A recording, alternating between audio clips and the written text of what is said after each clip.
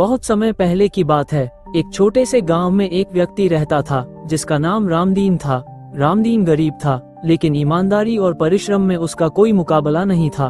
वह लकड़हारे का काम करता था और जंगल से लकड़ियां काटकर बेचता था। उससे जो कुछ भी आमदनी होती वो उसी से अपने परिवार का पालन पोषण करता था। रामदीन को ईश्वर पर अटूट विश्वास था। हर सुबह उठकर वह सबसे पहले ईश्वर को प्रणाम करता और अपनी दिनचर्या शुरू करता। उसे लगता था कि चाहे जितनी भी मुसीबतें आएं, ईश्वर उसकी रक्षा करेंगे। एक दिन रामदीन जंगल में लकड़ियां काटने गया। काम करते करते वह थक गया और पास के तालाब के किनारे आराम करने लगा। जैसे ही वह पानी पीने के लिए झुका, उसकी कुल्हाड़ी हाथ से छूटकर पानी में गिर गई। वह घबरा गया, क्योंकि वह कुल्हाड़ी उसकी रोजी रोटी का साधन थी। रामदीन ने परेशान होकर ईश्वर से प्रार्थना की, हे प्रभु, मेरी मदद कीजिए। ये कुल्हाड़ी ही मेरे जीवन का सहारा है, इसे वापस दिलवा दीजिए। रामदीन की प्रार्थना सुनते ही तालाब से एक अद्भुत प्रकाश प्रकट हुआ। अचानक एक देवी प्रकट हुई। उन्होंने मुस्कुराते हुए कहा, रामदीन, मैं तुम्हारी प्रार्थना से प्रसन्न हूँ। मैं तुम्हारी कुल्हाड़ी वापस लाने में मदद करूँगी। देवी ने पानी में डुबकी लगाई और सोने की चमचमाती कुल्हाड़ी लेकर आए। उन्होंने रामदीन से पूछा, क्या ये तुम्हारी कुल्हाड़ी है? रामदीन ने ईमानदारी से जवाब दिया, नहीं माता, ये कुल्हाड़ी मेरी नहीं है। मेरी कुल्हाड़ी साधारण लोहे की है।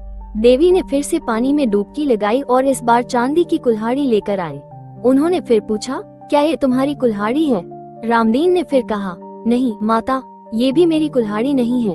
अंत में देवी ने पानी में जाकर लोहे की कुल्हाड़ी निकाली और पूछा, क्या ये तुम्हारी कुल्हाड़ी है? रामदीन खुशी से उछल पड़ा। उसने कहा, हाँ माता, यही मेरी कुल्हाड़ी है। देवी रामदीन की ईमानदारी से बहुत प्रसन्न हुई।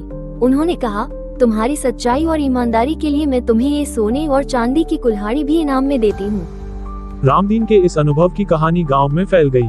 हर कोई उसकी ईमानदारी और ईश्वर की कृपा की चर्चा करने लगा। लेकिन गांव में एक लालची व्यक्ति हरिराम भी था।